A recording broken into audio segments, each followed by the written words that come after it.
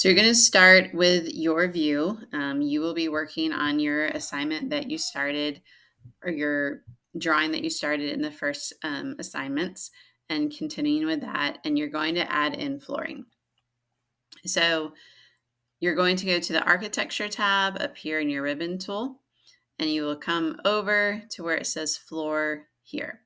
And you're just going to click on that floor icon. So that is going to open up a modify tab.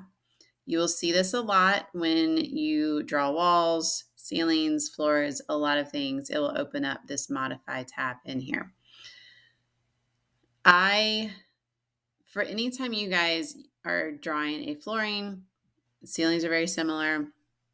You're going to want to sketch it. And I typically recommend doing a line that's going to be able to allow you to make sure you get everything in the way it should, versus drawing a rectangle. Sometimes it can be a little bit harder. So you're going to click on the line, and then I'm going to zoom in. We'll start in the conference room here, but zoom in so that you can see well. You definitely want to have a mouse when you're working in Revit as you go through.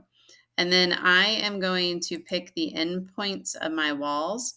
So your flooring on the exterior, there's no need for my flooring to go underneath the walls here. I'll show you where you can go under at other times. So for this one, the conference room is going to have its own specific type of flooring. So I'm just going to go through that. Now, door thresholds, you need to be aware of these, and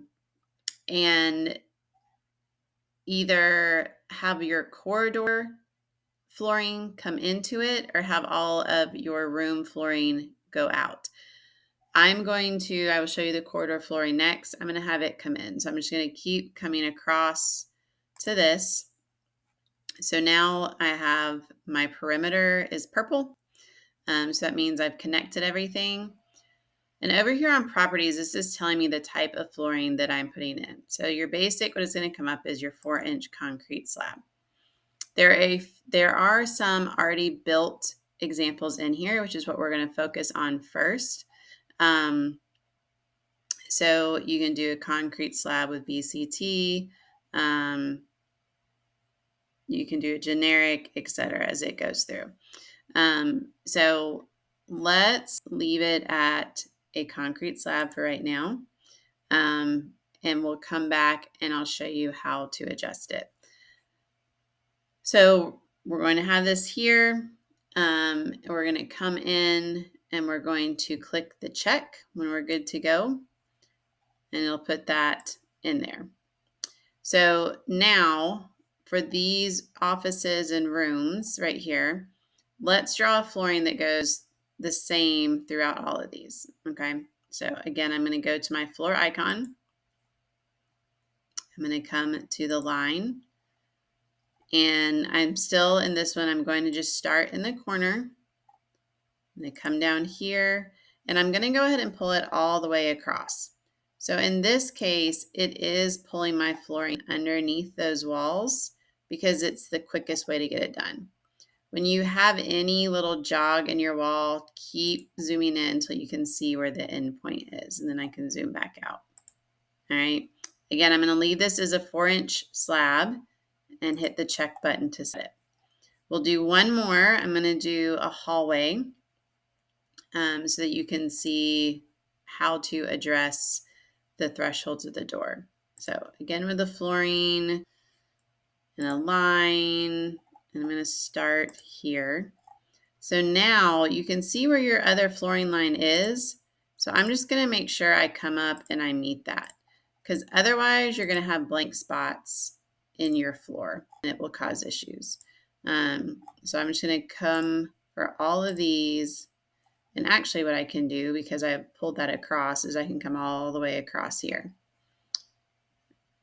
Go to the outside of it, and I'll come back again and I'll show you what I did. And then again, I'm just getting these corners. We're going to stop it at that edge here so I can get through it quicker.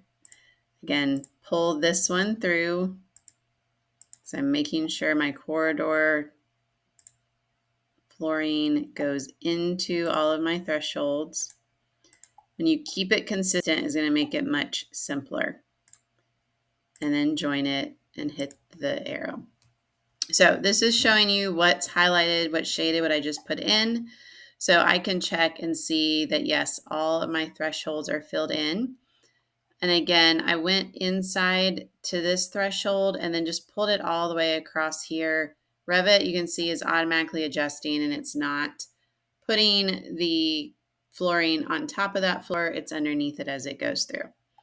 So start with that piece, go in, and you're going to see how many different types of floors you need. Figure that out first. Do you need a carpet? Do you need a tile? Do you need a wood?